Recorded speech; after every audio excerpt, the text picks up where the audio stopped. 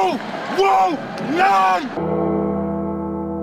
You don't want none!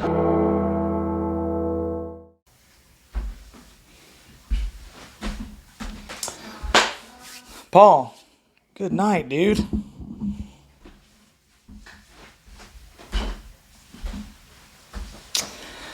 What's going on, Tar Heel Nation? It is your favorite North Carolinian, Russ the Tar Heel.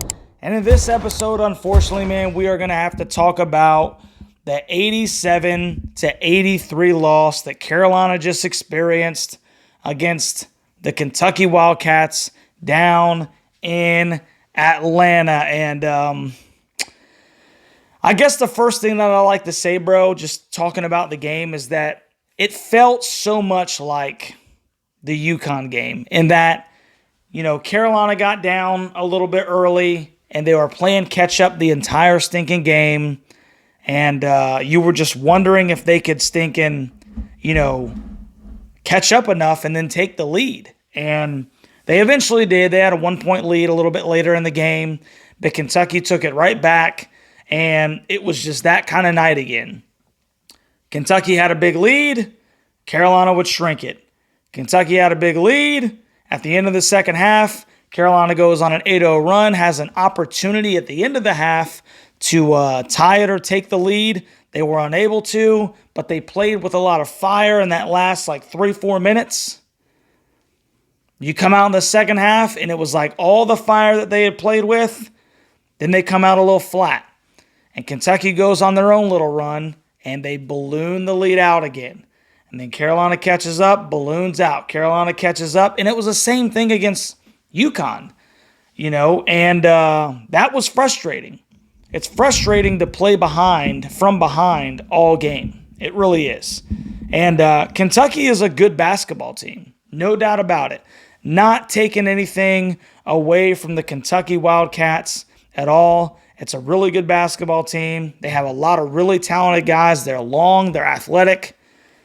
But Carolina did not do themselves any stinking favors, man.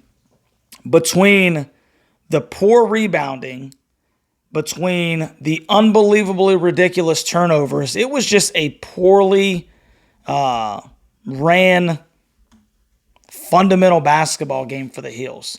And that's my biggest concern right now. I didn't see as much rust as I thought that I might have saw from the Heels today. What mostly concerns me is I feel like there was a regression even from the UConn game to the Kentucky game with just fundamentals. Carolina, we all know, this is not the longest, most athletic team that Carolina has ever had. We're down in those two categories. And when you're playing upper echelon teams, that are more athletic than you, that are taller, longer, you've got to hone in on the fundamentals, man. That makes the little things important if you're going to win. And Carolina, man, there are so many things that they got to clean up. One thing is, like I said, way too often, you got Tar Heels looking at the rim, looking at the glass, and not finding bodies as Kentucky is putting up shots. I wasn't particularly disappointed in the on-the-ball defense. When it was our one guard and their one, Kentucky made a lot of really good shots, man. You got to tip your cap to them. I wasn't really upset with that. As much as I was upset that when Carolina played really good defense and the times that Kentucky misses the shots, Carolina is not rebounding. I mean, Kentucky had 18 stinking offensive rebounds. That is terrible, man. That is a killer. 18, guys. Carolina had 57 field goal attempts. Kentucky had 72. They took 15 more shots, and Carolina only lost by 4. That killed us, man. Between being out-rebounded on the offensive glass 18-6, being out-rebounded minus 11 rebounds total, and then Carolina had 17 turnovers. 17 turnovers. That Kentucky had 19 points off of those turnovers. That's a killer, man. You get out-rebounded on the offensive end, 18-6, and then you have 17 turnovers that leads to 19 points for the Kentucky Wildcats. It's going to be almost impossible to beat some of these upper echelon teams when you're that bad fundamentally, man. And that was the biggest thing that I saw, that I was disappointed with. There was a regression from the fundamentals, even from the UConn game to the Kentucky game. I felt okay about the UConn game. And I told you guys that. I said, no, of course I don't want to lose. But that was a really good basketball team. And it's early in the season. Kentucky is a team that I believe that Carolina can definitely compete with. But they still have to play good, sound, fundamental basketball, and they didn't. They just did not tonight. And to me, that was the difference. That was the absolute difference in this game. So let's go through the box score real quick. Harrison Ingram, for large parts of the game, man, probably for the first time this year, he was kind of nowhere to be found. He did finish with 10 points, and he turned it up a little bit towards the end of the game, but he finishes with 10 points, 4 rebounds, 3 assists, 3 steals, 2 blocks. So you kind of see Harrison all over the place, just like you typically do. He just did not have the same numbers that we've come to expect from him. The guy that really we've got to have more, man. And I'm trying to not use the terminology of drop the ball per se, but Armando Bacot finished with 9 and 6. And I thought, he might have 13, 14, and he was going to just be a hoover on the glass. That did not happen at all tonight. And he only took 4 field goal attempts, 4 shots. And he hit 3 of them. So he shot 75% from the game in 31 minutes of burn, but he only took 4 shots, There were times where I felt like he was battling, and then it would just be long, long stretches where either he's not getting the ball or they just don't feel comfortable throwing it down to him in the post, man. And, when you get games like RJ Davis and Cormac gave you, I thought that would be the thing that put us over the top. But what I didn't, think was going to transpire was that Harrison and Armando would just kind of take a backseat. I was anticipating that they would have their typical games, and then, Cormac would get some things figured out, and he did.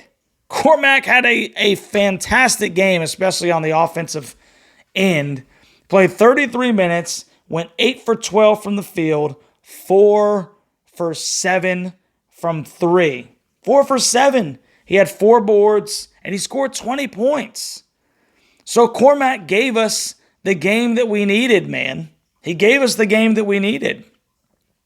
But Armando and Harrison, they just didn't play well tonight, man. And it was against a team we needed them to play well against. Now, can I say enough about RJ Davis? I mean, that guy will just not go quietly into the night. 38 minutes, 8 for 18 from the floor, 3 for 9 from 3, 8 for 9. He actually missed a free throw from the free throw line, and he finishes with 27 points. And here's the crazy thing.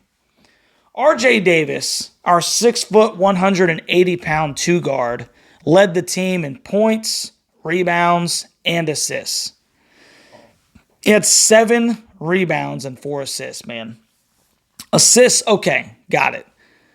RJ Davis should never lead the team in rebounds, man. That kind of shows you, exactly what I'm talking about, man. Carolina's one and done on this side, and it seemed like every stinking possession, Kentucky is getting 2, 3 shot attempts up, man. And that was frustrating to see.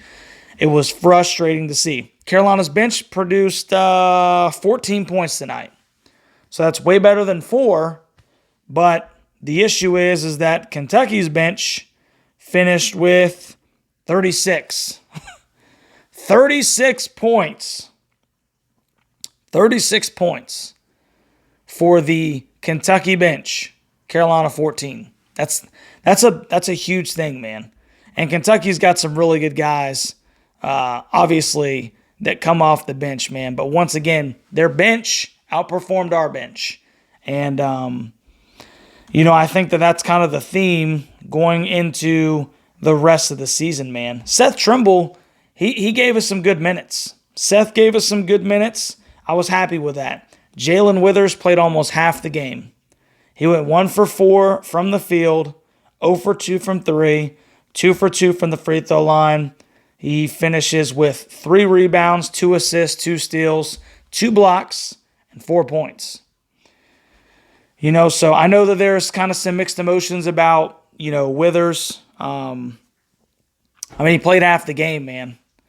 And I guess to a certain extent you could say that he was kind of stuffing the stat sheet because he's appearing in every major category, but you still need more from him in order to justify him getting that kind of playing time, dude. And it just, it was a frustrating game.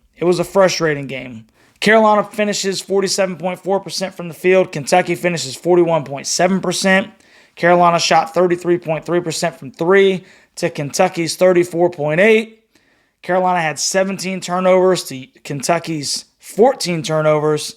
And then they got out-rebounded, according to ESPN, 43-32. And don't forget that out of those 43, 18 of them were offensive stinking boards, man. And I think the big number here is 17 turnovers, 18 offensive rebounds, 19 points off of those offensive rebounds, or turnovers, and then Kentucky attempting 15 more shots than the Heels, bro. That's almost an insurmountable. It's insurmountable. That's what it really boils down to, bro. You've got to be better fundamentally if you're going to beat a team like Kentucky. So Carolina and their stretch with Tennessee, UConn, Kentucky, Oklahoma, they started out hot. They dropped the last 2. It really does make the OU game really big. If we're talking about tournament time, resume type thing, I can live with going 2-2, over that 4-game stretch. I don't think that'd be bad. I think 1-3, especially dropping 3 in a row to quality teams, we really need this Oklahoma game in Charlotte on the 20th, if I'm not mistaken, man. So, it makes the Oklahoma game really important. But one of the things, like I said, man, that we have got to clean up. We've got to clean up the stinking fundamentals, man. Got to rebound better. This is one of the worst rebounding teams that we've had in a really long time, especially over the last 2-3 ball games, man. It's one of the worst that I've seen Carolina on the glass in a really long time. And, we're a little spoiled because we're used to Carolina out-rebounding everybody. But another thing that I'm just really not a fan of is the switching 1 through 5. 1 through 5, Carolina keeps switching.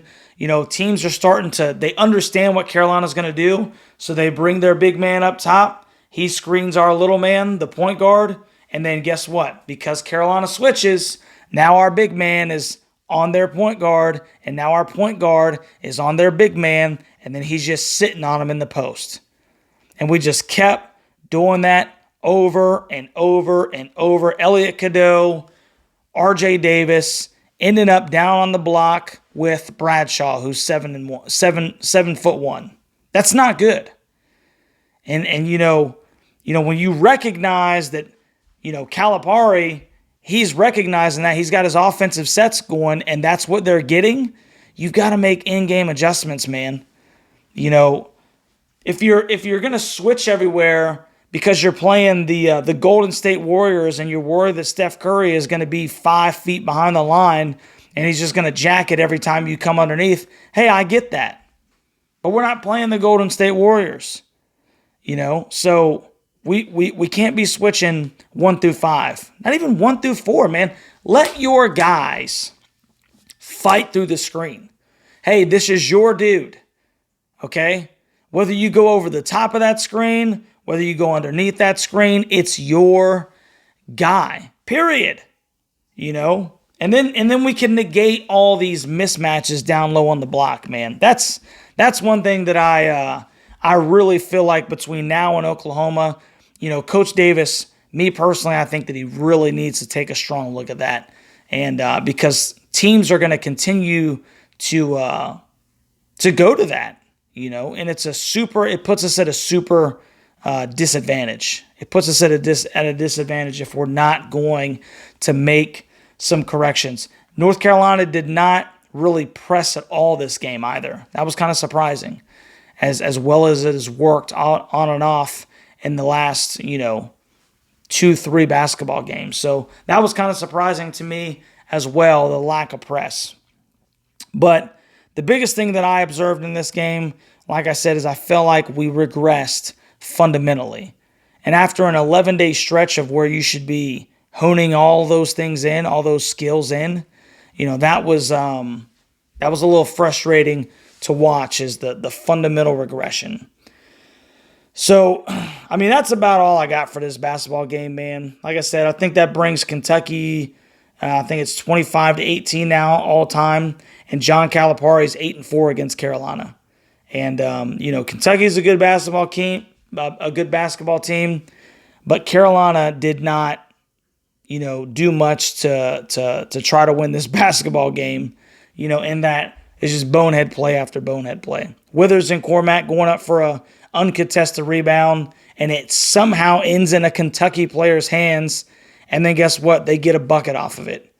It's just little things like that over and over and over in this game. It's just the ball did not bounce our way very often at all, and it was frustrating to watch. So, like I said, man, if you haven't already, do me a favor, like, share, subscribe to the channel, and consider becoming a member of the Huddle Hooligans, man. It's only $4.99 a month, and it really does help us keep this thing going. It supports the channel, trying to make the best product that we can for Tar Heel Nation.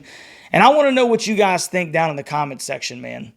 What do you think about this basketball game? What are your biggest takeaways? What are the bright spots that you saw? I think RJ's continual dominance, Cormac firing up. Me personally, those are the two big things. And then what are the things that you're just kind of scratching your head? You're like, bro, why are we not fixing this? I would say rebounding and the turnovers, man.